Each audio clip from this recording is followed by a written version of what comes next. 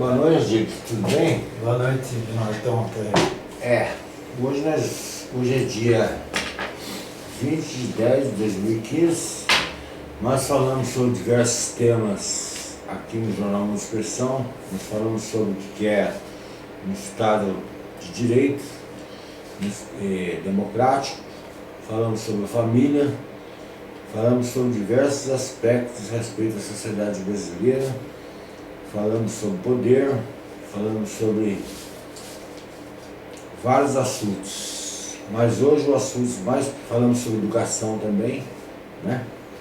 Mas o assunto hoje é um pouquinho mais, todos são sérios, só que hoje é um pouquinho mais sério. Hoje nós vamos falar sobre justiça, né? Justiça. Então eu gostaria que você desse o termo é justo. O que é justo? O que é justo, em termos de justiça, sempre é o equilíbrio da balança entre o que é o bem e o que é o mal. A redistribuição da justiça, do que é o bem. E ela envolve o quê? Ela envolve todos os aspectos do ser humano, nas suas normas que se regem o dia a dia de uma sociedade. Isso diz respeito na parte individual, na parte econômica, na parte política e na parte social. E quando ela é boa? Quando ela é boa, ela faz uma redistribuição equitativa de todos os benesses para toda a sociedade, em todo o âmbito, individual, coletivo, social e econômico. E quando ela é mal, ela é o contrário de tudo isso. A justiça pode se esconder? Ela tem amplas condições de se esconder. É o caso específico do Brasil, que a nossa justiça ela é escondida. Tá certo. Vamos dar uma avaliação antropológica do que é, como é que se formou o ser humano. Na primeira exposição, eu coloquei a coesão, formar a coesão de uma sociedade para ter a liberdade. E a liberdade de fazer as coisas de maneira que ele possa ser esclarecedor e aos olhos bem visto. Então vamos começar. O homem, quando iniciou a família, se juntou a outra família, e traz para mim aquele coisinha ali também, que foi o que eu comecei a mostrar, formação de uma sociedade, uma normalidade, né? Nós começamos, lembra disso aqui, né, gente? Então uma família se formou, foi ligando, foi formando um conjunto de pessoas. Eles foram se organizando num território. Ao fazer essa ligação, eles começaram a fazer a força que nós falamos, para manter o território. Certo. E aí, eles começaram também no vídeo da arte, começaram a ver que podiam dominar a primeira natureza. Ou seja, nós, com o dedo, o polegar opositor, nós começamos a modificar as coisas para o nosso benefício. E para guardar, nós precisamos criar uma força para guardar os guerreiros, para guardar a área. Certo. Só que era necessário, com o tempo, foi começar necessário que uma pessoa, com outra da outra família, organizasse um sistema onde as tradições passassem de boca a boca, ou seja, pela tradição. Não havia escrito, né? Tradição oral. A tradição oral. Então os mais velhos sempre eram os que tinham mais experiência do meio ambiente, mais experiência das palavras, porque o verbo começou a ser feito. O verbo se estabelecer em várias áreas do mundo. Então, aí no início, como era poucas, não havia poucas pessoas, hoje nós temos bilhões, né? Com certeza. Então havia um distanciamento cultural e não havia muito, então eles viviam ainda numa, como eu falei, viviam numa abundância ainda. Mas com o tempo começaram o domínio da agricultura, entender como é que é o processo da formação da avicultura, da suinicultura, e começou a sobrar excedentes. Aí começou a negociação de um grupo. Alguém desse grupo aqui começou a aprender mais sobre agricultura, o outro mais suinicultura, o outro mais de outra cultura, baseado na terra. Certo. Aí nesse costume começou a haver a necessidade de intercâmbio e só os passados de geração em geração a cultura também. Geração em geração passada essa cultura. E os mais velhos sempre eram os conselheiros, mas sempre tinha que ter um líder. Então começou a aparecer um líder para poder organizar toda a área, ser o porta-voz daquela tribo, daquelas tribos que começou a se juntar uma na outra, para haver um acordo. Esses acordos aí começou para levar a vitória deles, mas tinha que ser com honra ou sem honra. Aí começou a fazer as leis orais. Aí surgiu as leis orais. Passar de geração em geração. Também como a agricultura, também orais, tudo orais. Na prática e orais. E as pessoas mais velhas eram respeitadas pela sabedoria e pelo entendimento. Você acha que aí começam então os primeiros princípios básicos da justiça? A justiça ela começou pelo sujeito tentando dominar a segunda natureza. A segunda natureza. O que é a segunda natureza? Hoje a gente não percebe um cantar de passarinho, ele não perdeu-se a noção por causa da nossa vida cotidiana, da ansiedade para buscar rapidamente a nossa felicidade. Isso era um conceito filosófico. Aí pela nossa felicidade rompeu-se com essas, para ele sobreviver, para a pessoa, nós como no topo, com o dedo polegar, com o olfato, nós tínhamos todo aguçado, mas com o tempo, com a segunda natureza, nós começamos a pensar só na segunda natureza, no Ocidente principalmente. No caso da Europa, foi perdendo também, mais ainda. Quer dizer então que depois, quando perdeu a primeira natureza, sobrepõe então que ele entrou na segunda. Entrou na segunda, sobrepõe que ele teve que ter então uma série de ornamentos, ensinamentos orais, para reorganizar em termos geográficos, espaço, uma comunidade, se quiser. Isso para ele poder conseguir sobreviver.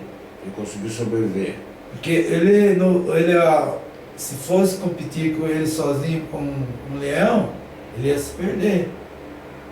Se ele fosse, então ele tinha que pensar, daí que vem a razão,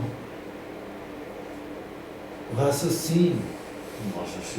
Ele teve que buscar através da sua razão, mas no dia a dia, na prática, vivendo com a primeira natureza, aprendendo com a primeira natureza. Aprendendo com a primeira natureza. A primeira natureza, no início é a primeira natureza, então ele foi aprendendo até hoje. Por exemplo, o Leonardo da Vinci falaram que ele projetou o helicóptero baseado numa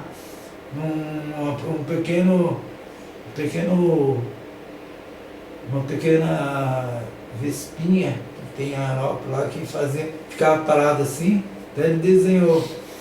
E, por exemplo, as táticas militares, hoje modernas, de avião, também tem as táticas, eles observaram também, observam como é que se faz um ataque, faz assim para poder, quando vai um ataque de 1000 aviões, eles fazem uma estratégia para a hora que chegar e é uma estratégia de uma abelhinha, de uma abelhinha pequenininha. Então eles imitam muito, tentam imitar a natureza, e aí busca através da matéria fazer a segunda natureza. Até que eu vou explicado, mas em termos de justiça se fundamentou então pela delimitação do território, onde surgiu os agrupamentos, e se diz que surgiu um líder. Surgiu um líder. Domínio oral. Isso, por causa dos bens, né, que tem. Por causa dos bens. Dos bens, tantos bens da agricultura que eles tinham, formação cultural, ele não ia passar a formação cultural para o outro povo para ser dominado. Então eles começaram também a dominar os outros povos pela dominação da cultura. Pela dominação da cultura. Fazendo aculturamento, ou que aculturamento é trazer, a pessoa vem e absorve a cultura. E o endoculturamento é a força. A força. E a assimilação, que aí a pessoa vai lá e faz as pessoas mesmo que nascem, vai assimilando a sabedoria dos mais velhos, que é só através da família que vai passar. Os outros de fora ficavam os outros que não tinham ficado, não eram conselheiros, que tinham líder, ficavam fora do poder da palavra. Ficava fora do poder. Ficava isolado, um lado do outro lado, e só esse pessoal comandava, e nasceu a famosa burocracia. Ou seja, como é a arte de organizar o espaço, do jeito que pensa que é o burro, não é burro, é a organização do espaço através do espaço geográfico, através de leis, normas, procedimentos para o bom andamento do local, das pessoas que estão no local. Pessoas que estão no local. No território deles. Então, eles têm todo o processo de bens, ele tem, que eu falo bens, bens para sobreviver. Quer dizer que o conceito de justiça antropologicamente histórico nasce dessa premissa. Aí conforme vai surgindo, aí o sujeito vai aumentando vai aumentando o poder cultural da inovação tecnológica através da arte, de fazer e vai lançando primeiro a parte houve a formação da lança, a formação de vai para a autodefesa dos seus bens. E aí veio o justo, quando vinha alguém que cometia alguma falha, se reunia esses conselhos mais velhos, e esses mais velhos decidiam sim ou não. E quem aplicava a lei era o líder. O líder só falava a lei, mas quem dava o parecer eram os conselhos. Os conselhos que davam a determinação final. E até em termos assim, colocando, em termos até hoje, os juízes deveriam ser um conselho para o bem-estar. Não vamos chegar aí. Isso é um conceito antropológico. E você poderia dizer para mim que isso aí foi uma etapa inicial da humanidade ou varia de povo para povo, as mesmas características são iguais ou diferenciadas? Aí começou a começar a formar os impérios. Os impérios. Os impérios, nos impérios começou a imperar as leis fortes, mas as leis que eram claras. Se tinha lei, cumpra, senão você morre. Então eram as claras. Então, no caso do Império Romano, a pessoa, se cometesse, já sabia que o Império Romano tinha as leis, se cometesse, a espada comia logo. Era bem as claras. Era clara. Então a pessoa já sabia que se cometesse o ato lícito, a justiça era considerada injusta por todos. Mas só que ela era injusta, mais clara. Hoje no Brasil nós temos uma justiça que não é muito clara, né? Nós vamos chegar ainda, mas nós estamos no conceito antropológico. Então, vamos voltar agora para o conceito de antropologia na hora que ele começa a enxergar, começar a fazer as leis, começar a fazer com hieroglifos. As leis não tinham estabelecimento, então eles faziam uma árvore, tal, como é que cai, dava as normas de como é que a pessoa como é que, por exemplo, como é que é o casamento, pode ter um relacionamento. Então são as condições mais básicas para o sujeito viver bem dentro da comunidade. Mas quando chegou o Império, começou a ser só para a parte mais de liderança. Mais quem tinha o privilégio. Só os que tinham o privilégio, sendo injusta, no Império Romano sendo injusta, mas quem já sabia disso que era injusto, e quem era privilegiado era o povo romano. Certo. Os outros povos sabiam que se não cumprisse, a espada romana vinha mesmo. Nós chegamos no estágio do oral para esses hieroglifos, o espaço de tempo demorou-se um pouquinho de tempo. Demorou, aí que entrou a parte da escrita dos fenícios, né? Isso. Do qual eu descendo. Tem a predominância muito extraordinária. Do qual é a minha ascendência. Então, não estou me gabando disso não, porque é muito triste saber que aí entra Montesquieu mais para frente, né? Não, Locke, ele fala que a justiça é uma página em branco, deve ser preenchida por gentes idôneas, de pessoas de bom caráter.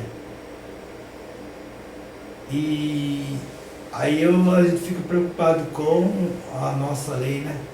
A nossa lei brasileira, ela como é que acontece? No caso do Império Romano já era bem.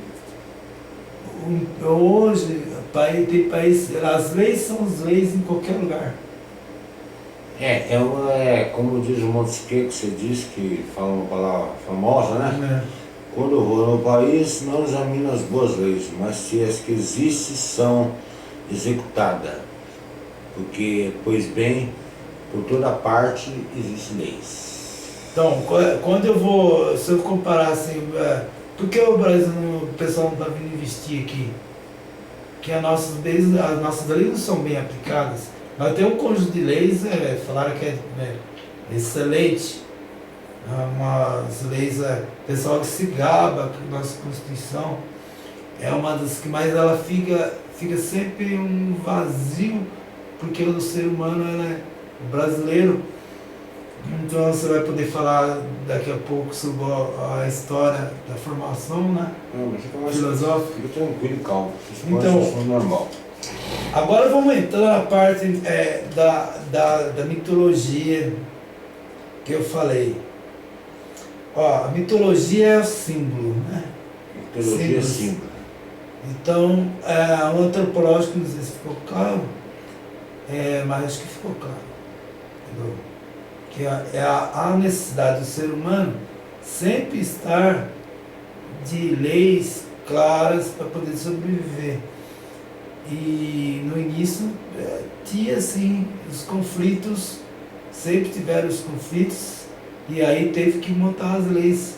Primeiro foi na oral, depois veio a escrita. E no caso do simbolismo na mitologia, aí eu vou voltar para o mito de Platão lá. O mito de Platão, vou falar agora. Vou falar do símbolo da justiça romana. Certo. Que o pessoal pensa que o brasileiro tem a justiça romana. Por quê? Por causa da influência da deusa Artemisa.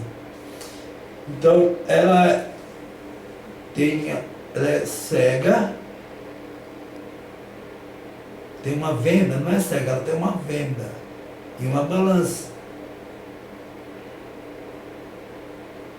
A balança do bem e do mal, do ruim e do bom, da parte econômica que a pessoa perdeu ou não perdeu, das coisas justas e injustas, principalmente da justa e injusta. Olha, aí vai uma demanda. A demanda ela não vê, não está vendo. A pessoa vai fazer a defensoria ou vai na acusação, vai colocando os argumentos, o verbo, colocando em cima. A balança vai vendo, e não dá para ela sentir. Ela vai ver quando faz assim, ó. Aí ela vai ver se está para baixo, ou o mais justo, ou o mais injusto. Ela vai dar a certeza. Aí ela volta de novo a escrever. Já deu a causa de ganho. Aí vem outra demanda.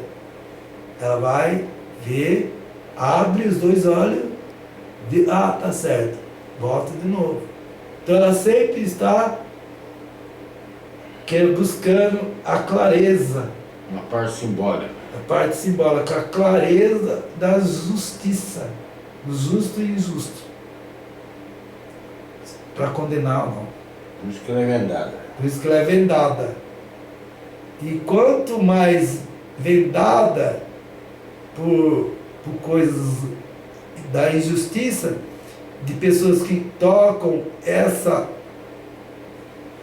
venda da justiça, porque tem as pessoas que colocam as leis para poder vendar mais ainda ela, obscurecer mais ela ainda. Obscurece mais ela. Obscurece, então edita leis que fica mais complicada ainda para o cidadão entrar nela, porque eles conseguem manobrar para que fique mais escuro ainda. Então ela mais difícil vai sair a venda da verdade, de justo e injusto. Justo e injusto. Certo, uma explicação mitológica muito bacana e muito correta. Espero que o povo deu para entender bem o que é essa parte mitológica, né? E até bonita, né? Que foi tão bem exposto aqui antropologicamente pelo Adílio, né? Pode acrescentar mais alguma coisa? Aí veio, a partir desse processo todinho, o poder veio sendo feito, até chegar ao período de 1500. A partir do meio, onde a lei começou a se modificar, por influência dos iluministas, como Locke, como como Montesquieu e outros Os outros. que vieram fazer as modificações, mostrando para Montesquieu os três poderes. Os três poderes. Avançou muito. Avançou Montesquieu, foi antes da Revolução Gloriosa. Antes da Revolução Gloriosa. Antes da Revolução baseou-se a Revolução Gloriosa, baseou-se bastante nesse filósofo. Nesse filósofo, com certeza. Então, e foi uma maneira que encontrou uma nova justiça, que é feita por que nós falamos de Descartes, objetiva, não mais voltada para a religião, mas uma justiça para dentro da religião também, mas dentro de algumas religiões, mas que o homem, quando ele não prevalece como sujeito, aí já não há mais justiça. Aí o iluminismo condenou as injustiças da época. Sim, mas bem claro, você citou a René Descartes aí, você quis fazer um gancho pela injustiça, o que temos? Porque o Descartes já é 1600, né? Foi um processo de rompimento de ideias, mas foi com Locke. Começou o Locke, ele estabeleceu vários parâmetros, né? E o Montesquieu fez os três poderes: judiciário, Nas suas premissas básicas. judiciário, executivo e legislativo. Certo. Aí apareceu também um pouco antes o Maquiavel, tudo. Aí qual o lado da justiça? Aí aproveitaram as fases de Maquiavel, né? Sim. O direito Você floresce. traçou aí o aspecto antropológico da lei, para que o povo do Algarve que está agora nos assistindo, ele foi muito bem claro e específico. Começou primeiro com uma determinação do espaço geográfico por um determinado grupo, né? E formou-se os conselhos de ensinamento zero oral e foi aplicado dentro das normas normativas. Esse foi o primeiro conceito da justiça em termos tão antropológicos da forma como ele especificou. E ele falou outras questões mais sobre os hieroglíficos e tudo mais, que normalizou a situação das relações sociais. Mas, Então, agora, só para entrar no iluminismo, a frase famosa do príncipe de Maquiavel, que ele falou assim, a famosa expressão: os fins justificam os meios, significando que não importa o que o governante faça em seus domínios, desde que seja para manter-se com autoridade. Entretanto, essa expressão na administração foi uma época turbulenta, aí veio o Locke e deu os pareceres diferentes do que Maquiavel. Aí veio a Revolução Gloriosa. A Revolução Gloriosa nesse passa isso. Agora eu gostaria que você pudesse falar para mim. Vamos entrar. Porque nesse bebê de 1500 começou a então ver aqui para o Brasil, né? Não tinha as ideias iluministas, né? Na Europa já estava. Nós estamos começando agora, acho, o nosso processo de iluminação e da justiça, porque a nossa é uma democracia, né? Parece que nós estamos vivendo ainda no século XVII. exato. Que ou talvez eu vou mais longe. Império Romano mais escuro ainda, porque não mostra as leis claras, fica tudo escuro, a justiça fica escondida no país, a justiça não melhora porque ela fica escondida através de riquezas espúrias desde 1500. Pode explicar isso para mim, por favor? É espúria mesmo. A maioria. Você tem mais uma coisa acrescentada antropologicamente que talvez você acha que possa fugir da sua observação? Explorar mais a situação? É porque na relação aí tem os direitos e deveres. Todos têm que seguir os direitos e deveres que eram passados. Tanto hoje é direitos e deveres. Ele pode ser objetivo e subjetivo. Objetivo, é claro, subjetivo depende da pessoa. Se a pessoa tiver má índole, se quem estiver julgando tiver mau índole, se tiver agregado a essa riqueza espúria, como é que vai ser ter notícia? Perpetua o que nós estamos vendo aí. Certo. Mais alguma coisa que acrescentar? Bom, a justiça brasileira é uma das mais escondidas do mundo. E qual é o fundamento base desses poderes externos?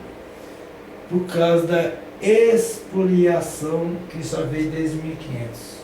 Você está dizendo, para mim, traduzir em linguagem popular, que há um montante de riqueza que é a nossa própria justiça, juiz esconder? Ajuda a esconder porque eles fazem parte disso. A maioria, não são todos. Agora está vindo uma juventude novos de juízes que tentam modificar. E é preciso mesmo essa modificação, porque é assim, como o Locke falou, ele falou, nós somos uma página em branco. Nós somos uma página em branco. Começamos a escrever, nós vamos estar errado, o que vai acontecer? Tem que ter um recorte nela para poder funcionar ela e tirar aquele anterior, tirar o anterior para poder vir um novo. Então nós estamos surgindo aí com vários juízes novos que não estão presos com essas riquezas espúrias. Porque tem muito advogado que é que eles aprendem a... aí você vai poder explicar a gênese histórica, né? Como é que é essa gênese? Quer dizer, nós vamos tecer alguns comentários. Né? Mas como eu sou democrático, eu gosto sempre que a pessoa explore o assunto da forma da ser saia convincente que ela disse. Está convincente?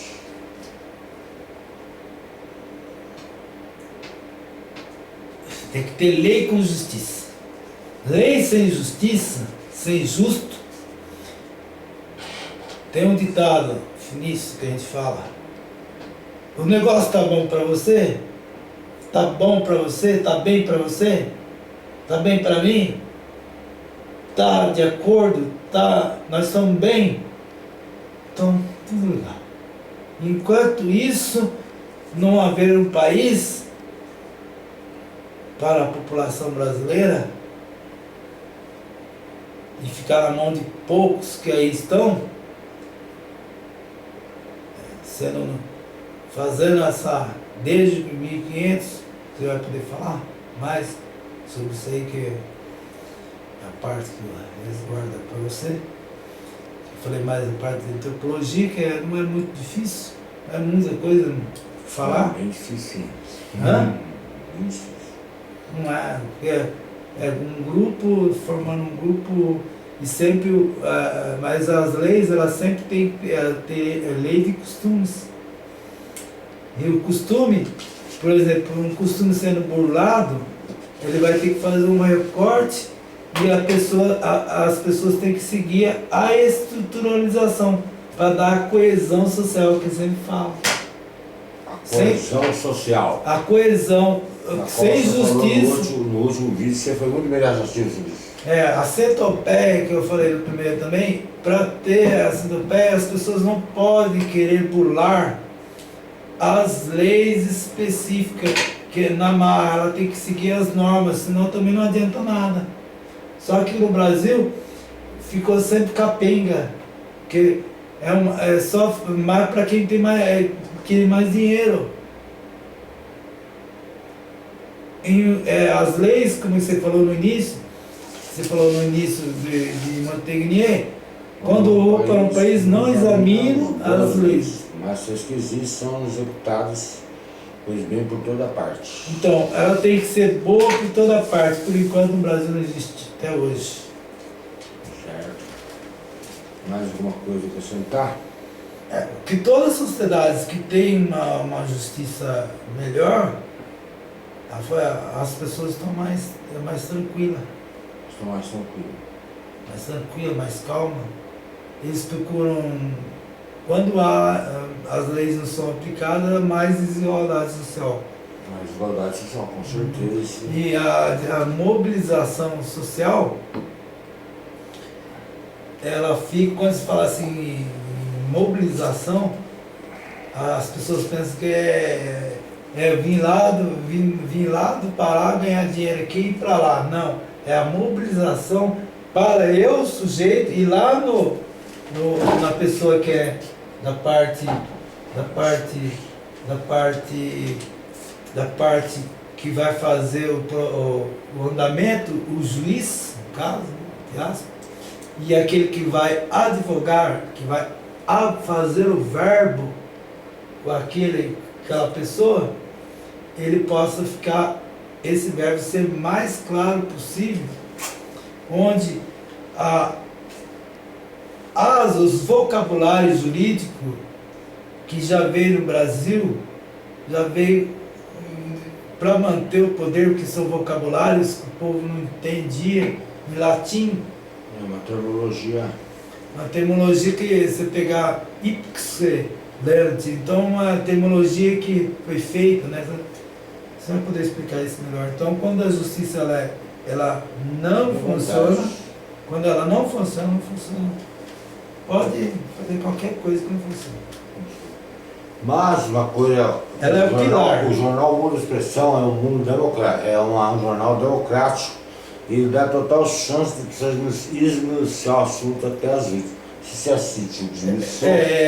Eu quero falar para o pessoal que está nos assistindo agora, que daqui uns tempos ele vai ficar mais, vai trazer, ela já trazer, mas nós precisamos fazer umas coisinhas aí, que vai poder trazer mais pessoas ao invés de mim, só da minha pessoa.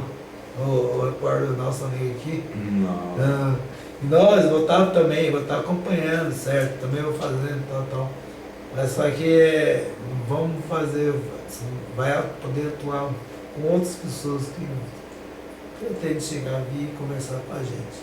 Né? Que o jornal Mundo de Expressão, ele quer o mundo ligado em você. Certo.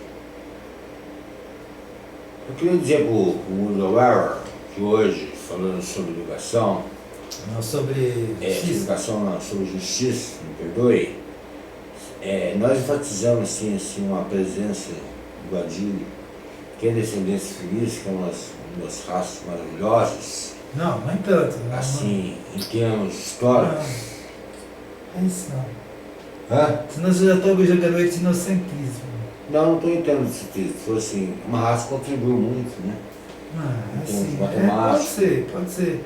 Teve mais gente, teve muito mais, para os felizes todos contribuíram. Só aqueles que faziam negócios mal, eles não faziam negócio com eles não. Não, esse é o detalhe. Estou assim vendo esse lado positivo. Né? Se você for colocar assim, tudo bem, mas lado se for... positivo, como todos os casos que tiveram lá, é o lado toda a parte da antropologia cultural, no ponto de vista finício, todos deram colaboração, mas tem uns que deram mais, tem uns que deram a maldade, aí esses aí não fazemos parte do nosso projeto. Exato. Projeto finício. Quando eu falei assim, é no sentido positivo. E eu estou falando muito, o pessoal finício aí que tem bastante. Só que eles não podem falar. Eu estou até assustado que tu falou. Mas nós temos uma sociedade democrática interna. Eu falo muito. Acho que lá você está falando. Já tá... Tá certo. Quer mostrar um assunto? Eu só falei dos felizes pelo fato que são pessoas que deram uma contribuição histórica, como todos os povos deram, né? Os felizes deram uma contribuição histórica, por isso que eu enfatizei esse aspecto. Né? Só a contribuiçãozinha. Mas foi uma boa contribuição. Ainda que você contribuiu bastante aqui com os assuntos versados seus sobre várias áreas, né? Já é uma contribuição de você, seus estudos, né? E você contribuiu muito. E o povo do Bárbara é só você veio acrescentar de alguma maneira esses aspectos positivos. E eu fico honrado e agradecido muito das pessoas por isso. Agora, agora eu pergunto para você, dá para você fazer, porque o Finício ele gosta de ouvir muito, viu? Isso, eu estava hoje, a semana passada, essa semana mesmo eu conversei com um russo, aí ele estava com 92 anos. Ele falou assim, eu conversando lá sobre, ele falou assim, como é que tá? Eu falei, como é que tá lá o pessoal da Ucrânia? Aí ele falou assim, nós somos tão amigos, né? Fomos tão amigos, os ucranianos e os russos, fomos tão amigos, e agora, por causa daquela confusão de homens com outras religiões, etc, etc, nós ainda, os russos parecem que não atuaram ainda por causa das mulheres lá da Ucrânia, que elas também fizeram o trabalho todo da reformulação da Rússia. Então, eles o país da Rússia. Eles ajudaram. Então, até quando esse pessoal da Ucrânia, porque outra vez errei, falei, eu até escrevi, é Ucrânia. Normal. Até eu escrevi lá na parte. Então, como é que ele começou a falar, eu participei dele, ele tem 92, eu participei da Segunda Guerra Mundial, levei 2 tiros.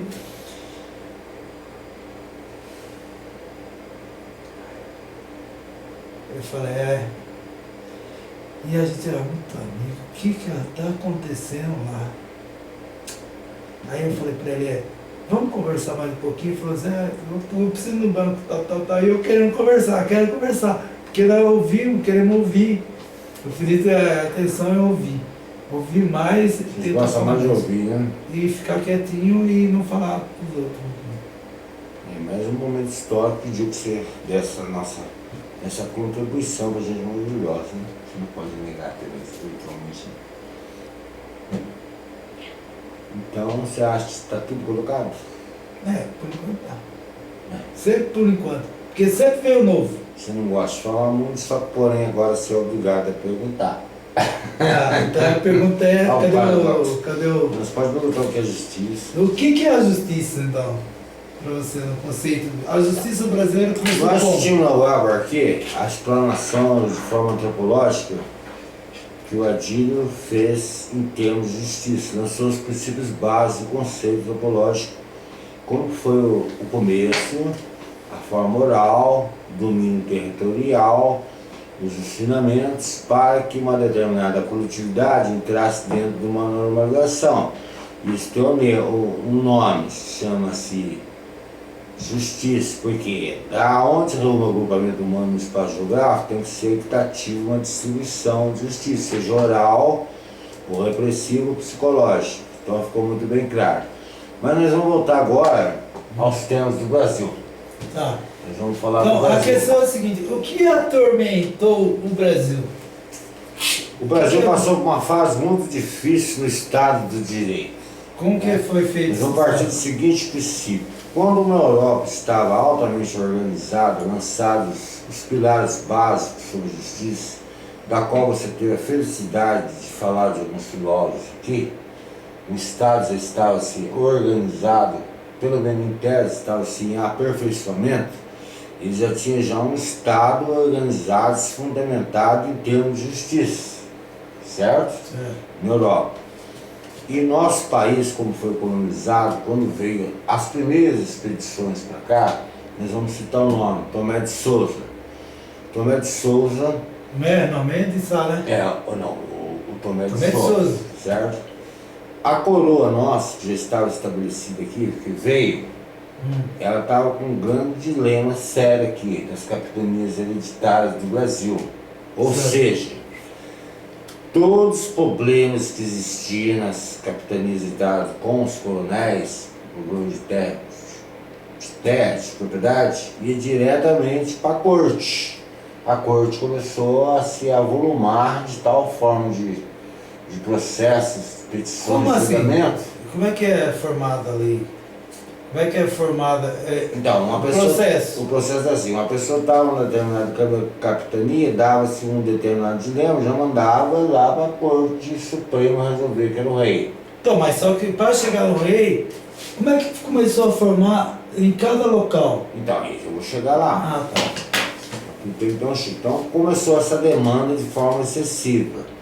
Dado que o expediente dele já começou a ficar, viu que estava tendo uma dimensão estrutural de desenvolvimento português no país, já estava entrando numa dinâmica muito forte, o Tomé de Souza chega no momento exato. Quando ele chega da Europa, ele já chega... Tomé de Souza. É. Tomé de Souza. Tomé de Souza. Ele chega e ele E o apresenta... Mensal, onde entra? A gente estava entrando numa outra fase, certo? Mas ele foi o princípio básico Tomé de Souza. Tomé de Souza, certo. É. E nesse inteirinho, ele avalia todo o quadro geral aqui das capitanias do Brasil e ele toma determinadas iniciativas junto com a corte. Ou seja, ele começa a especificar e organizar umas ditas comarcas, antigamente chamadas comarcas reclamativas. No fundo, em termos de direito hoje, jurídico, seria a estabeleção de comarcas em determinadas regiões do país. Então ele começou pela Bahia. Bahia. Certo?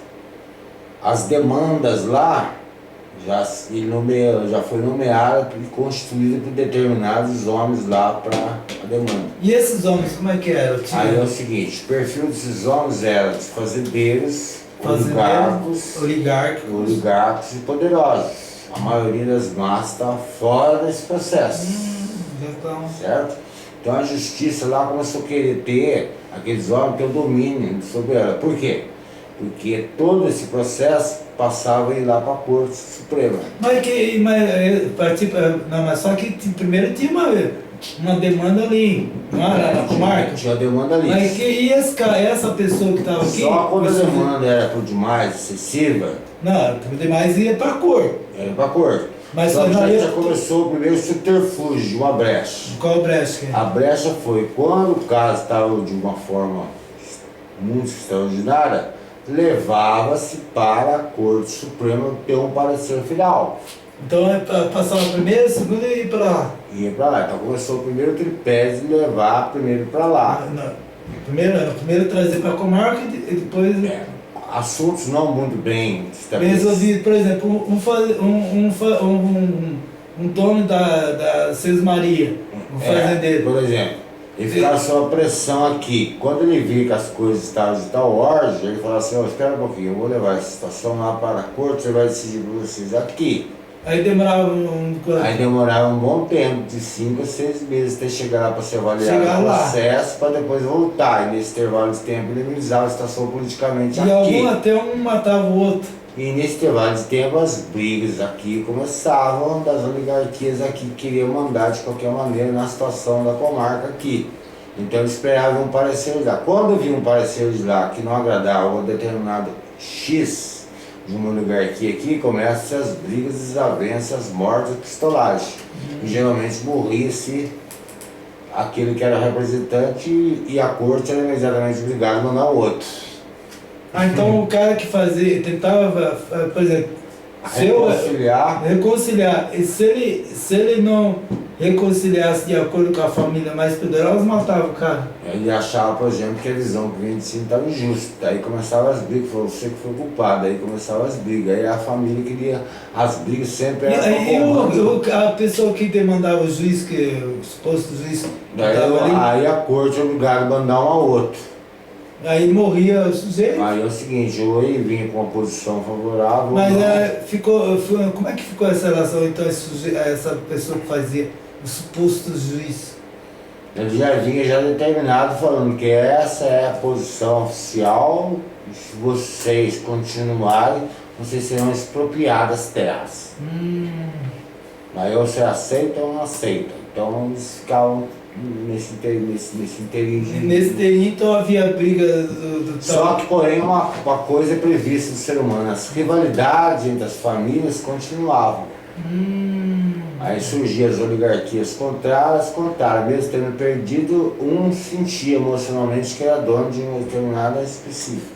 Isso foi criando-se uma cultura em relação às outras oligarquias que foi estabelecida em outras regiões do país. E é um ligando com a outra. Um ligando para o outro. Então eles sabiam o seguinte: se não dava certo aqui, ia levar para lá. Aí, nesse intervalo de estágio, criou-se uma segunda instância para não levar tanto problema lá para a primeira. Aí ele falou assim: então vamos levar essa casa para a segunda. Quem sabe a segunda resolve. Mas a segunda começou com quem? Com Tomé de Sá? A segunda já começa com o Tomé de Souza. Não, com Tomé de Sá. Com Tomé de Sá. Aí acontece: vamos criar a segunda, quem sabe a segunda resolve as demandas de baixo daqui. Quando a pressão era muito aqui, aí o caso mais extraordinário levava o rei lá.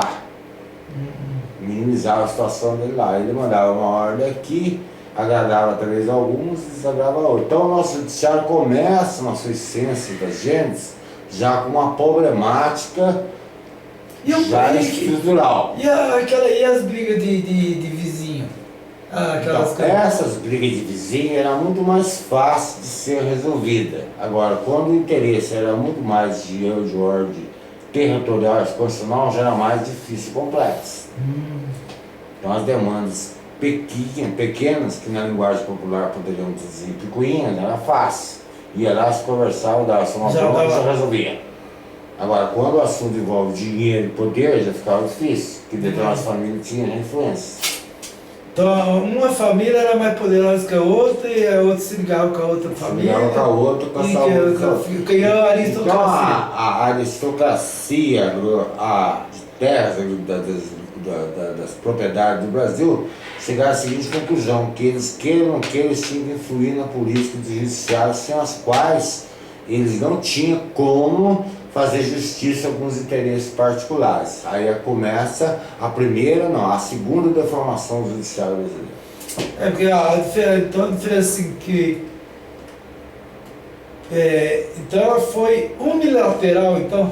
Ela já começa de forma unilateral, porque as pressões já começam a surgir já. Em vez dessa resolver logo, não, já começou já a querer prorrogar para outro. E aí ficou morosa. Aí ela começou a entrar no processo da morosidade. Demorava-se tantos meses para chegar uma demanda lá. Até voltar, aí começa já começar a ter esses problemas. Então, nesse aí, teve separação de poder? Teve. Só que, porém, é o seguinte: cada estudioso aqui do Brasil tem uma visão específica sobre esses assuntos. Não, por exemplo, quem começou nessa demanda, quem que advogava? Então, nós vamos entrar nesse intervalo de tempo. O reinado estabeleceu que determinada pessoa de trás da comarca, ela tinha certos atributos, tanto a nível de equacionar o problema, como demandar também. O personagem advogado demorou um pouquinho para entrar na história. Mas ele entra. Me desculpe um pouquinho, está terminando o nosso tempo. Ah, pois não. Então nós vamos. Parou que o advogado começa a entrar no advogado. No advogado. Daqui a pouco nós voltamos. Voltamos.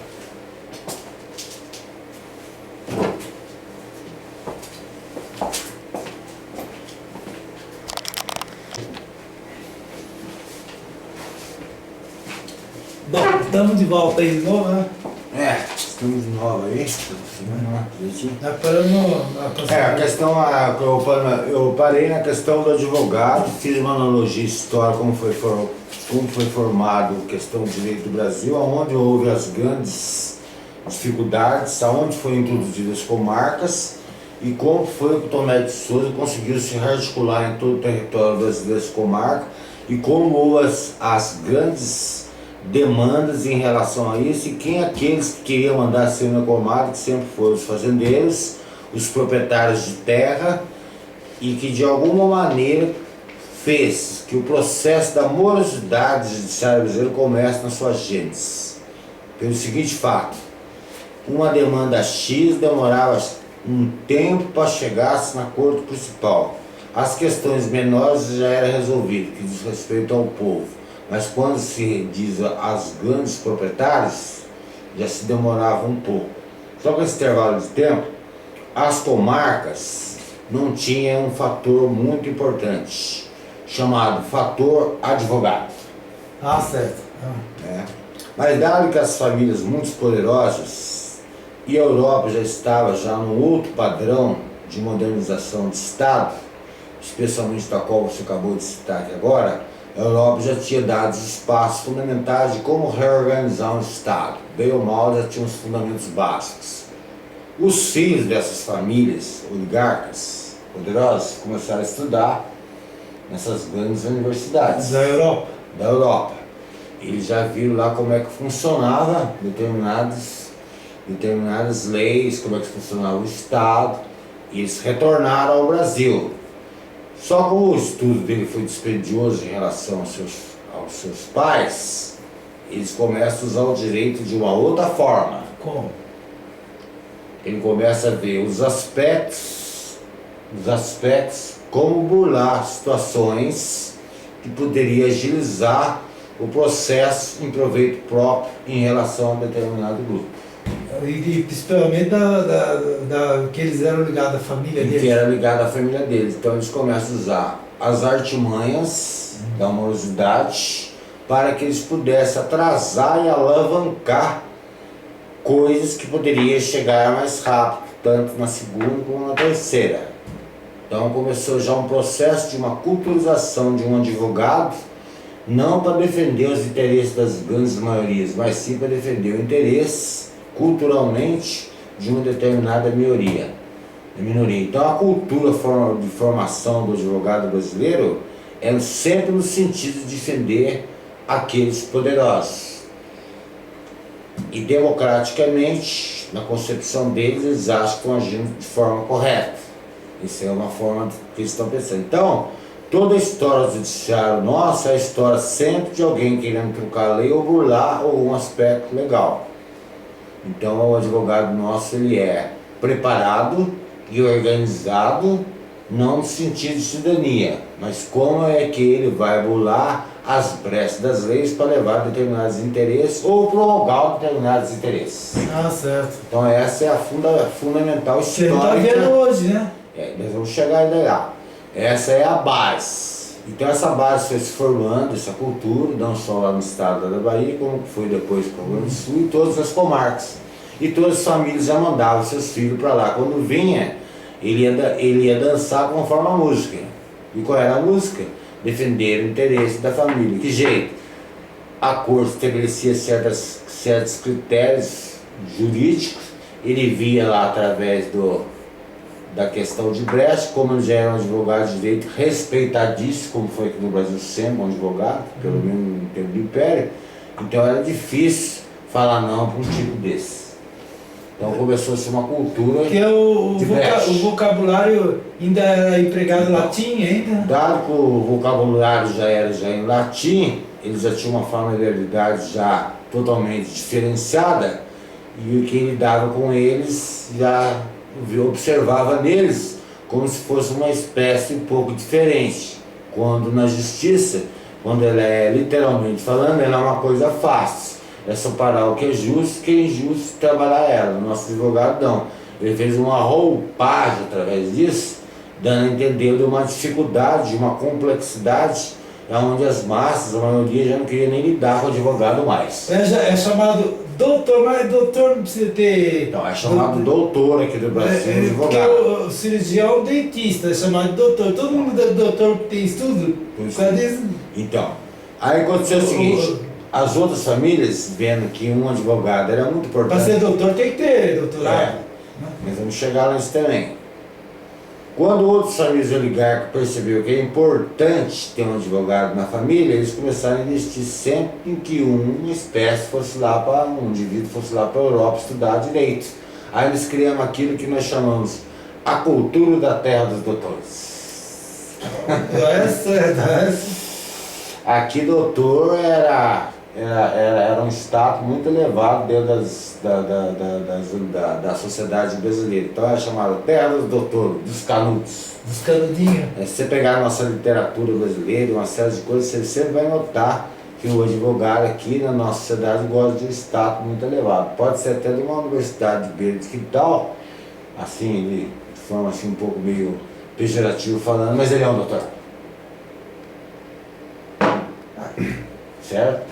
É o status que foi alavancado histórico para ele. É diferente, lá, porque lá é defensor.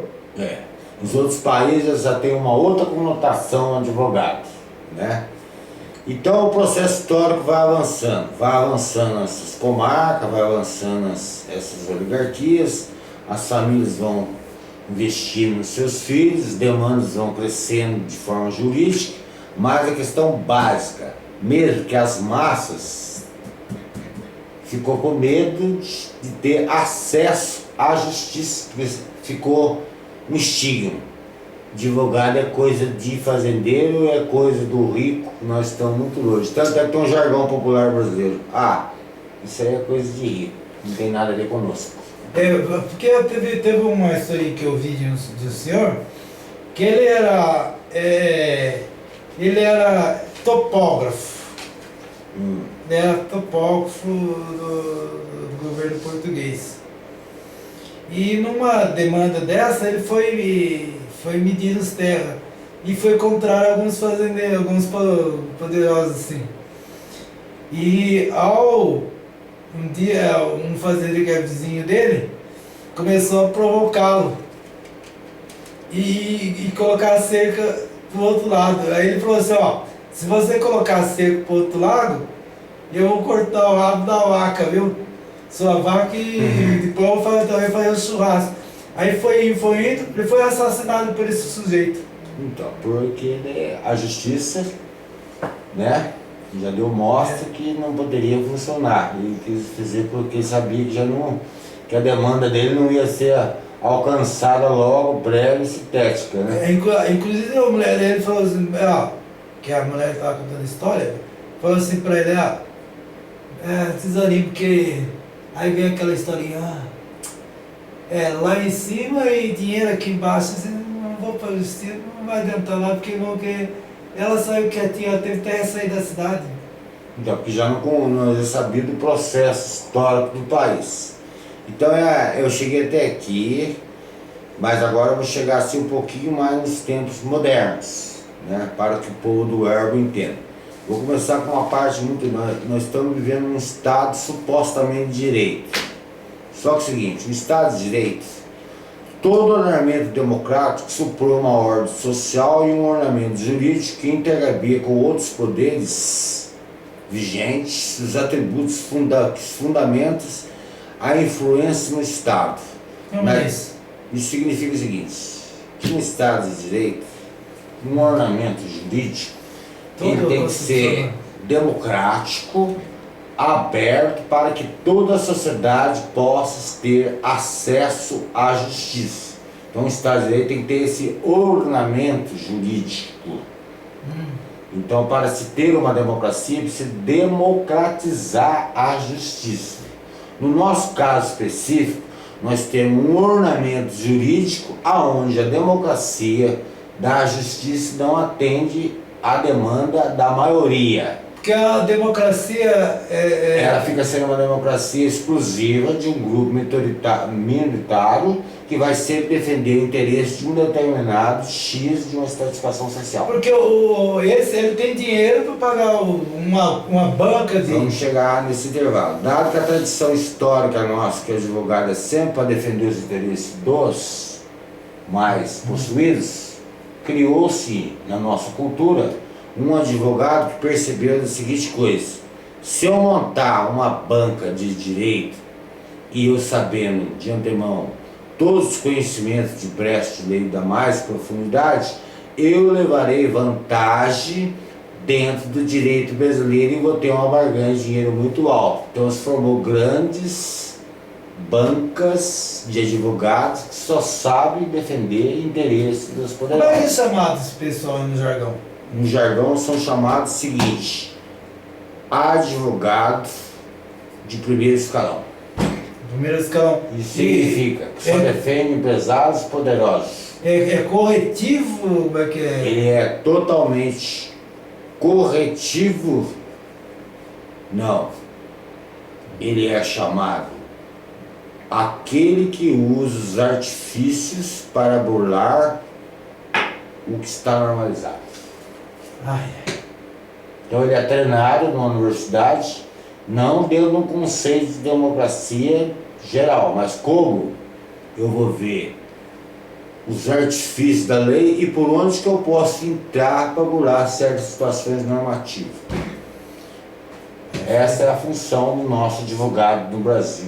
porque o ornamento, tem, por exemplo, você vai no... Vai ter brechas. Vai ter brecha. Aí eu vou falar com o advogado vai chegar, vai falar assim, ó, tem uma brecha, isso, dá pra você fazer isso. É sempre assim? É sempre assim. Só que, porém... Mas o juiz não sabe? Não, pera aí, vamos chegar. Os primeiros fundamentos básicos do direito do Brasil foi feito por uma elite. Dado que ela sempre quis ter um caráter de alta proteção, e ela sabendo que de determinados fatores, quem escreveu, sempre de forma oculta, colocou determinados X, que aquele que for mais perceptivo, mais estudioso, vai perceber por onde, qual o caminho ir para burlar uma situação. Para jogar para outra instância. Uma outra instância.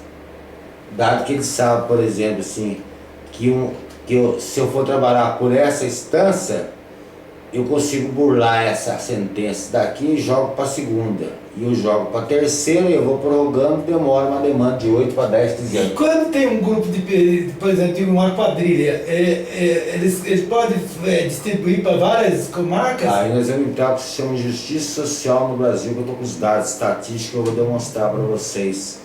Aqui tem um dado estatístico, o que é injustiça social. Nós temos aqui no Brasil, no momento, um judiciário brasileiro que é ultraconservador, certo? Que concentra privilégios. Nós temos 2 milhões de advogados que é inserido nesse processo judiciário. A maioria sabe dessa morosidade, lhe interessa manter essa morosidade, porque eles resolvem sempre na terceira instância qualquer problema. Essas bancas de advogados. O povo, a pessoa que não tem dinheiro. Então vamos ver então aqui, interessa para eles a morosidade do acesso da justiça. Interessa para eles. Aí vamos ver outra questão, o que está reinando na justiça no Brasil atualmente, que não tem nada a ver com a massa. 51% do processo do Brasil está no setor público. Certo? Como é isso? Eu vou explicar. E o terceiro está no setor financeiro. São os bancos, as oligarquias, as pessoas que têm de renda grande que estão demandando lá. A sexta, setor de telefonia, que é uma grande empresa.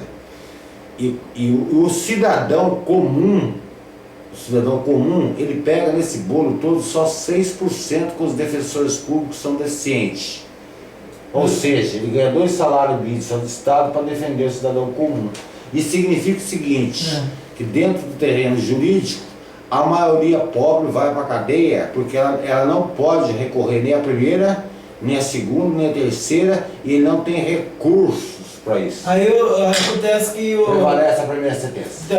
Mas a primeira sentença, só que alguns fazem, vamos reservar lá que a gente vê, vamos resolver porque a justiça não resolve nada. Aí sai mais casos de morte? Aí como eles veem que a situação do Brasil privilegia simplesmente uma determinada estratificação social, aí você assiste as violências na rua. Não adianta procurar justiça, porque eu tenho que resolver os problemas comigo mesmo. Aí é que você vai ver os casos da violência traumática, que eles sabem que não é democratizado a nossa justiça, que está aqui provado estaticamente como é que funciona o judiciário brasileiro. E os advogados são conservadores. Quando se fala para eles, vamos fazer uma reforma judiciária, eles ficam no blá blá blá.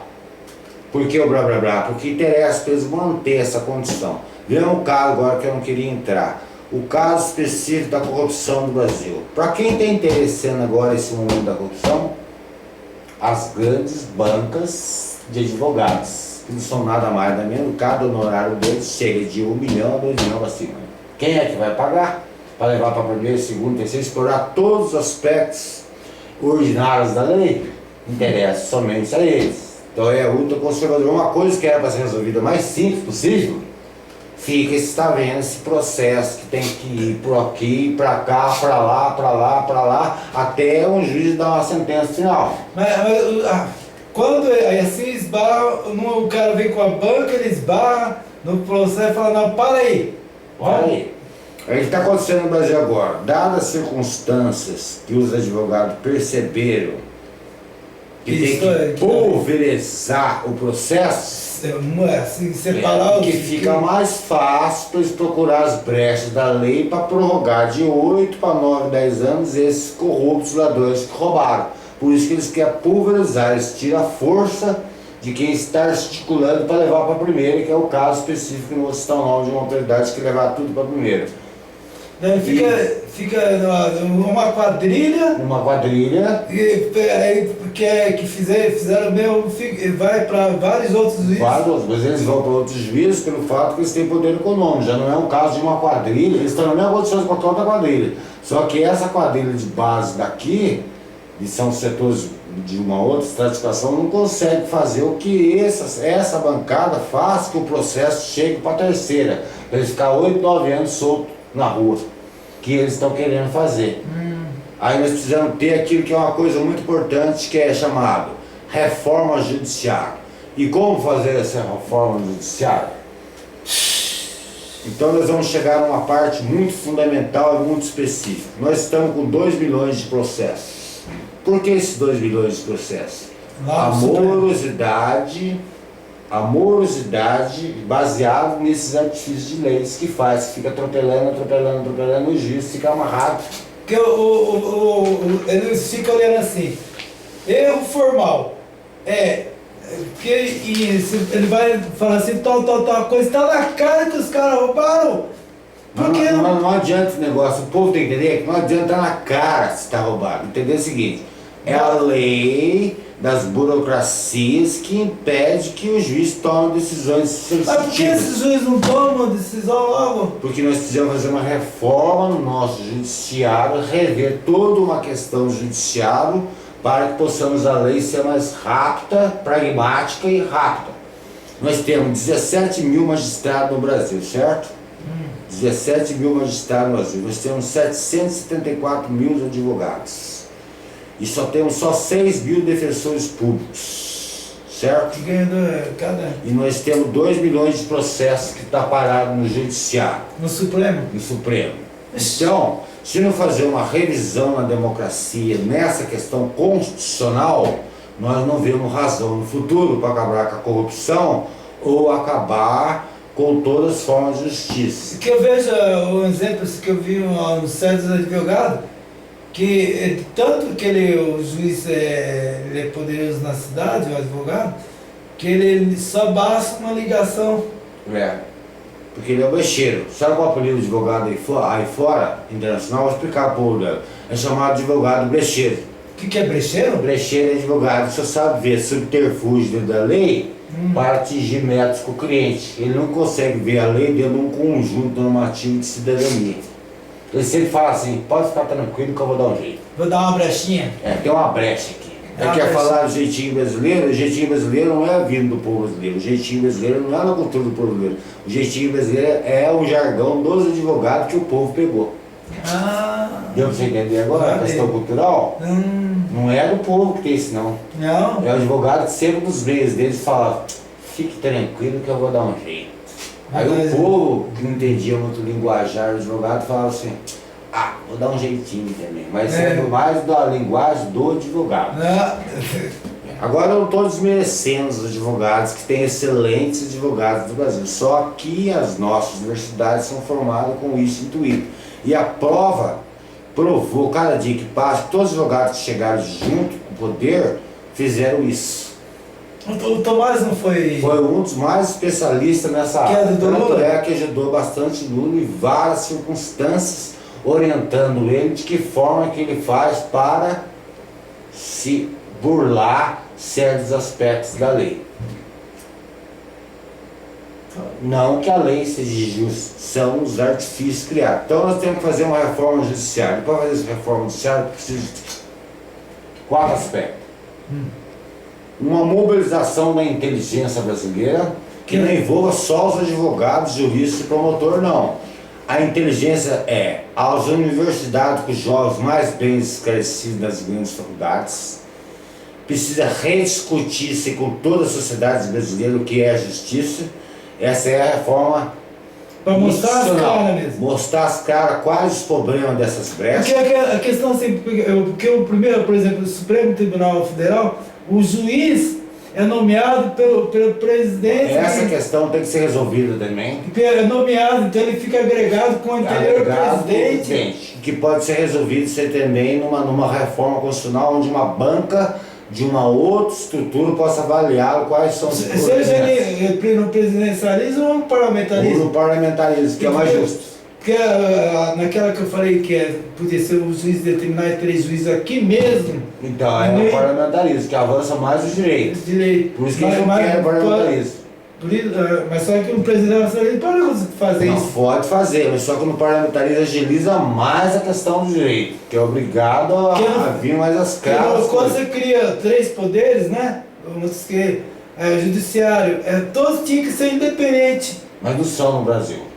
Tanto é, por exemplo, vamos citar um caso específico, o Congresso fez um ornamento burocrático de uma tal monta que o judiciário não tem como entrar na estrutura porque tem que passar por procedimentos lá dentro até ele tomar uma atitude. Ele precisar de um outro referendo, passar por aquilo e vai passando meses, vai chegando a 1 ano. Em vez de falar assim, não, você deve, você tem que vir logo. Porque no caso dele, porque um deputado assim, que tem ligado à oligarquia, ele fala, deixa eu ver o vício no processo, aí ele tem 10 dias. Aí ele começa a falar. Para outro mais 10. Aí para outro mais 10. Vai indo. A hora que chega, vai passando o tempo. E aí como é que fica Na democracia moderna parlamentar, quando é um caso processual jurídico, perde-se o mandato automático. Não tem que passar por procedimento nenhum. Se tiver as provas. Já tá falado. As provas têm evidência, não tem como ser parlamentar mais. Já tem que sair fora. É o caso do Jack Sim, lá do parlamento inglês. Quando provou por A mais B que ele estava ilegal, já imediatamente o Congresso passou isso. Já foi para a justiça. Não dá para ficar um foro privilegiado. Não tem foro privilegiado, ele pegou 8 anos de cadeias. Então, por exemplo, aquela da Hughes, aquela que fez aquela da Hilton, que foi presa embriagada lá nos Estados Unidos. Mesma coisa. O judiciário não tem essa mesma com eles. Nos mais modernos democráticos. Até o caso do Watergate. O Watergate é um caso exemplo, por exemplo, de um presidente da República que ousou desafiar as normas normativas e que deu, que eles teve que renunciar e responder um processo na justiça. Não deixar a sua autobiografia. E renunciou. Pediu desculpa para a nação. Acho que a presidente na hora de fazer isso, hein? Senão, o que vai acontecer? Eu não vou estar na política. Então, isso é só para completar. Então vocês viram então, que todas as demandas no Brasil estão na ordem. E as bancas de advogados no Brasil, as que mais estão trabalhando no momento. Né? As bancas de alto padrão estão trabalhando de uma tal forma que vocês nem imaginam. Então, nós temos uma questão muito séria aqui, que é chamada aqui para debater com essa juventude que está nas grandes universidades e que precisa tomar conhecimento disso. E os advogados que estão aí. Os advogados que sabem do bem. Muitos sabem disso. O Brasil precisa, primeiro, de uma revisão constitucional urgente. Ele precisa de uma revisão constitucional urgente sob pena da democracia acabar. 2. Ele precisa de uma revisão institucional no Congresso, em toda a realidade processual protocolar. Tem que mudar todo o protocolar do Congresso. Fazer esse negócio de vai pro Senado, o Senado faz visto vai pro Senado, aí fala que Essa desculpa que eles estão dando no Congresso, que o Judiciário não pode intervir, que os poderes são independentes, é mais subterfúgio para não mexer na parte protocolar deles. Então precisa mexer na parte protocolar, torná-la muito mais agilizada a situação lá no Congresso Nacional. Esse é um aspecto que a juventude futura precisa ver e trabalhar sobre essas questões. O atraso protocolar lá Tanto é que o Cunha é um exemplo característico. O que ele disse hoje na imprensa? Que o problema do Brasil virou um problema internacional protocolar. Ah, isso é uma aberração tremenda, né? É um problema que diz respeito aqui. A justiça daqui. Daqui. Que Ele sempre quer foi levar fechado. lá, para prorrogar mais tempo, para ganhar tempo. Ah, Isso é um exemplo. Terceiro, ainda estamos numa democracia sadia? Não. Nós estamos numa democracia demente na parte ritualística e administrativa. Ou seja, ela está doente na parte administrativa. Porque ela não resolve questões dos ritos, que atrapalha toda a vergadura democrática, aberta, da porque justiça. o Estado de Direito tem que ter. O Estado de Direito tem que ter uma administração do mais alto padrão nível, sem esse nível de burocracia, para que o cidadão comum tenha acesso à justiça, tenha acesso ao Congresso, e não essas normas que ficam impedindo. Quando se chega lá, por exemplo, no cidadão, para um congressista que eu vi conversando com o alemão, o Germano, ele falou, eu entrei lá e eu quero ver a sua pauta, viu, senhor? Chegou um deputado, falou, qual é a pauta do senhor? Ele começou a ver, ele falou, ele vai lá e faz isso. Aqui o brasileiro vai na polícia e fala, o que ele vai fazer para mim? O que você está fazendo para mim? Então ele fica com o maior... Por quê? Fica maior mesmo, que ele acha que é uma coisa de um bicho de 7 cabeças, quando na verdade pode se transformar numa coisa fácil. Mas voltando aí, Aí é o seguinte, para ingressar no primeiro mundo civilizado, o Brasil tem que tocar nessa esfera burocrática geral do sistema judiciário nacional. Se ele não tocar nessa questão, ele vai ser chamado, como já está se chamando, um país de barbaridade jurídica e intelectual. Então, um outro exemplo é o De Gaulle, né? Por que o De Gaulle? Já por causa dessas manhas que tem aqui na nossa sociedade que impede que as coisas sejam feitas de forma decente, honesta, para essas barganhas que tem dos apetrechos que impede que as coisas fluam. Ele trouxe todo um... Parece que quantas histórias? Você que ele trouxe 10 empresários aqui para discutir coisas do mais alto padrão de nível, diz respeito à sociedade brasileira. Ele foi praticamente o último a ser atendido. Isso é um homem de primeiro mundo, um homem de status altamente elevado, uma nação. Aí caiu o ponto. Caiu o ponto, porque aí quando foi atender, ele pediu a retirada imediata. Quando essa estatística do Brasil cai um ponto, por exemplo, a Suécia falou que não aplica mais. Tem condições de aplicar por causa do status do... É assim que funciona a normalidade internacional, jurídica. Se um país apresenta esse quadro moral, social, jurídico, social, econômico nessa monta como se encontra, o país perde ponto no status. Ou seja, aquilo que pode ser atendido rápido demora. Um alemão ou um sueco tal, se for para debater determinados assuntos, já sabe que o país está sem status. Aí não tem como falar em investimento, não tem como falar em investimento, não tem chefe de Estado, não tem chefe de Estado, então assim, quem eu vou depositar essa credibilidade? Não tem chefe, não tem um jurídico que funciona. É o caso, por exemplo, da senhora Dilma, da nossa presidente Dilma. O país perdeu o status, 3,1%. E agora o anterior também já perdeu o status.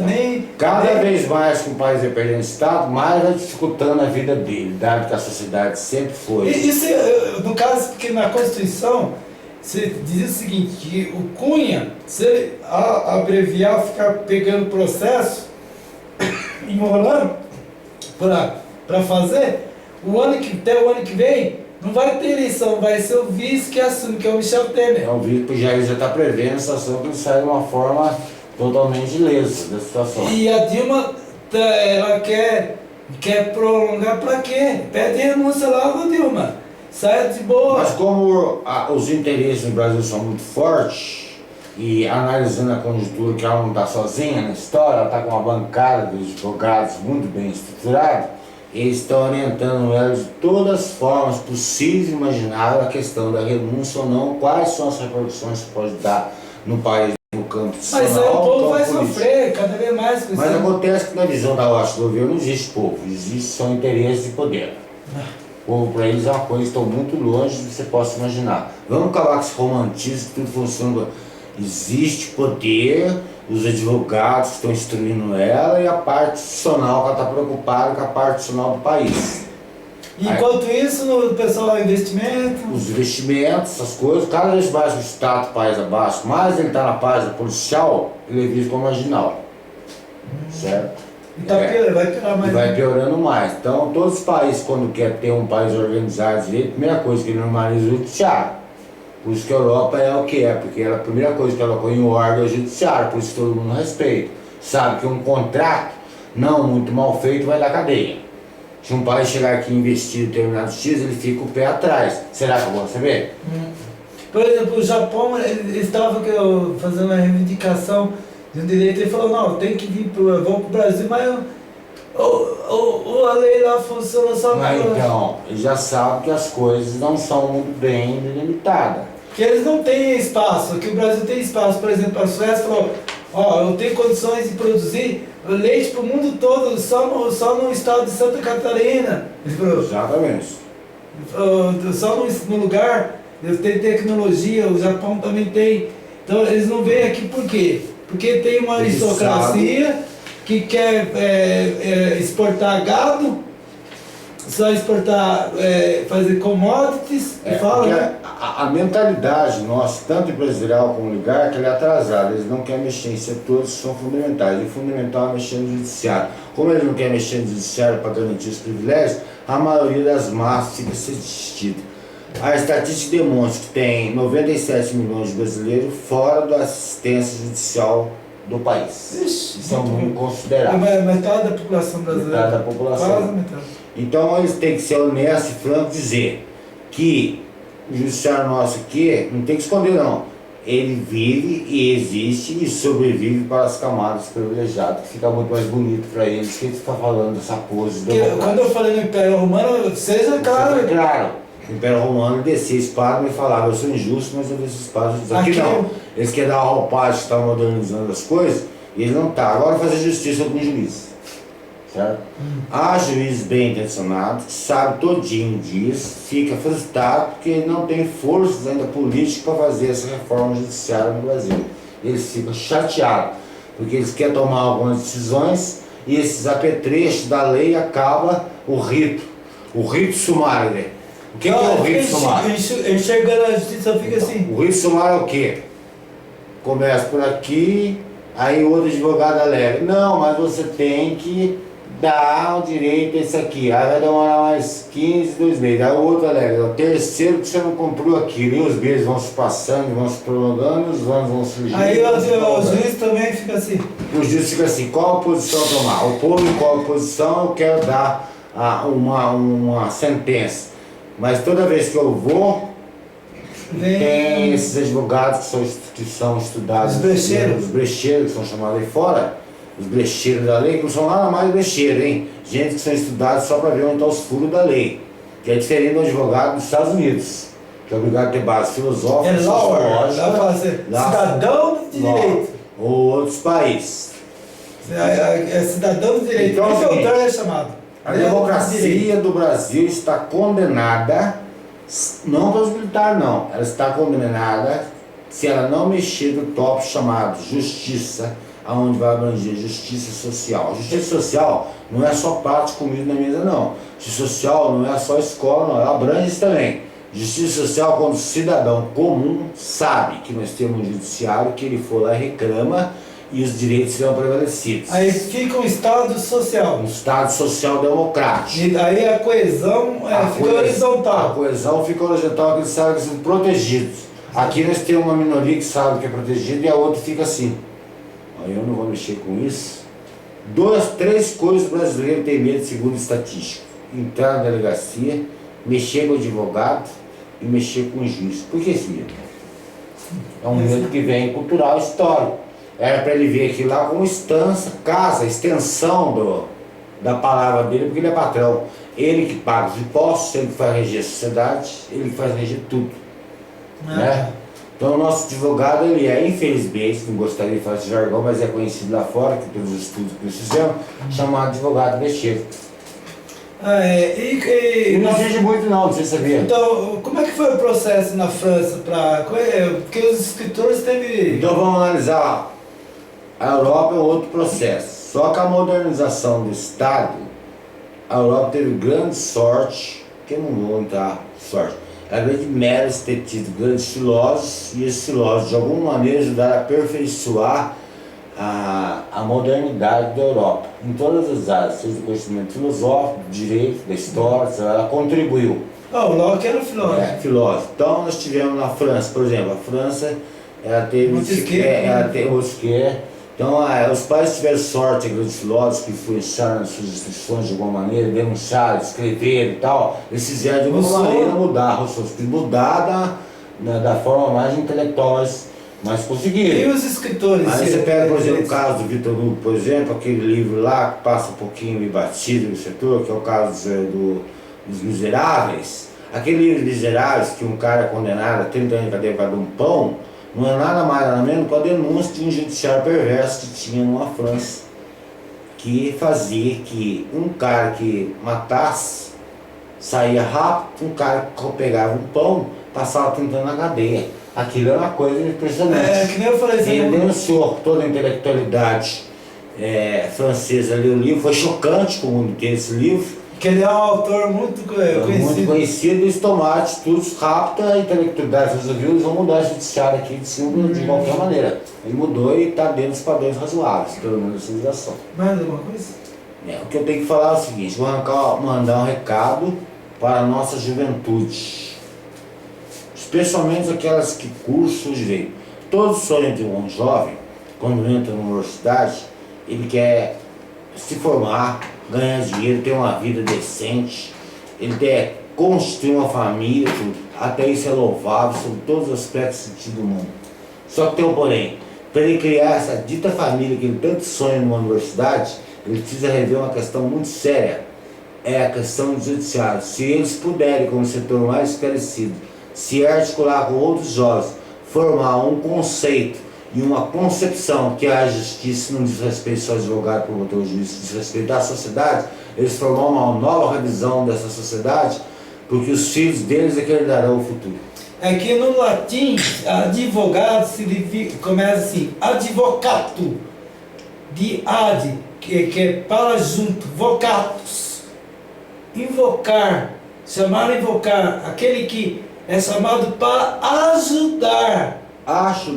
Ajudar. Esse é o processo. Na hora que a gente fala assim, a justa defesa, o direito e a justiça tem que ser prevalecido. Por isso que tem que ter a honra. Para ter uma vitória tem que ter uma honra. E a maioria está surgindo aí para desonrar. Então, desonrar. Vou citar só um caso tipo para fechar. O que é uma brecha jurídica para que o povo... O que é uma brecha jurídica que os nossos que estão aqui presos estão usando? Foi introduzido no judiciário brasileiro que quem cursou uma universidade tem que ter uma prerrogativa especial para ter uma cela diferenciada, que ele não faça parte de outros delinquentes. Isso é um truque que a oligarquia usou. Outro truque também que eu quero colocar. Uma brecha. Aqui foi ouvido o presidente Lula, a Polícia Federal, a justiça teve que ir na casa dele. Não, tá errado. Ele é um cidadão comum, quando saiu, a justiça deveria ter tomado os procedimentos da seguinte forma: fazer um bordão de isolamento, como o Cláudio faz para a imprensa, comunicar com a imprensa, fechar o bordão e entrar com o carro até nas portas e prestar o esclarecimento como todo cidadão faz, protocolar, bater, datilografar e depois emitir documento para a imprensa. Foi privilégio excessivo e um mau exemplo para a juventude. Há mais alguma coisa? As coisas que eu quero concentrar, tudo que foi possível falar, a exposição dele antropológica foi excelente. O direito ele é bonito, sim, mas quando ele é mal praticado se torna um equívoco, um atraso para toda a sociedade, como é o caso específico que estamos vivendo aqui no Brasil. Mas eu confio nessa juventude que estão se formando agora, nos novos promotores, nos exemplos, que eles possam um dia rever essa questão constitucional, tanto no Congresso Nacional, que precisa urgente, como o judiciário nosso.